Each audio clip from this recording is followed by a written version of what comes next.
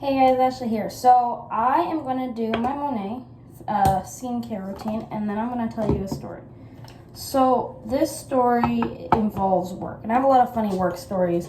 So what I do is I'm a production supervisor for a beverage making company.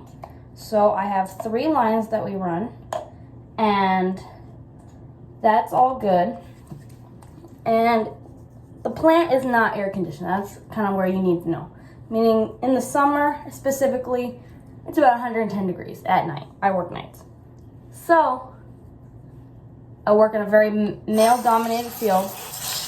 There are women, obviously, like me, that are in this field, but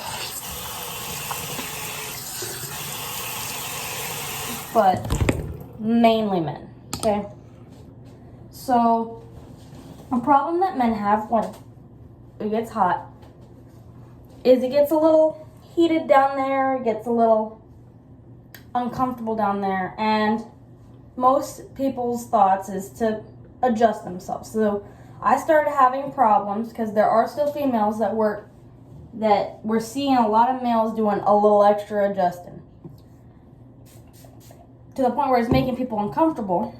But obviously this is a natural aspect of life. It gets hot, you gotta fix yourself down there, it's uncomfortable.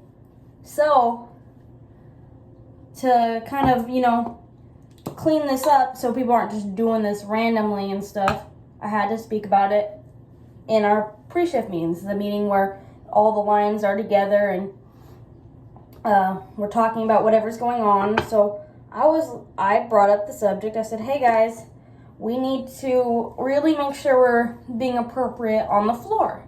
I said, I know it gets hot, and I know that men have to adjust themselves, but in no way that we should be doing these adjustments on the plant floor or in front of other people.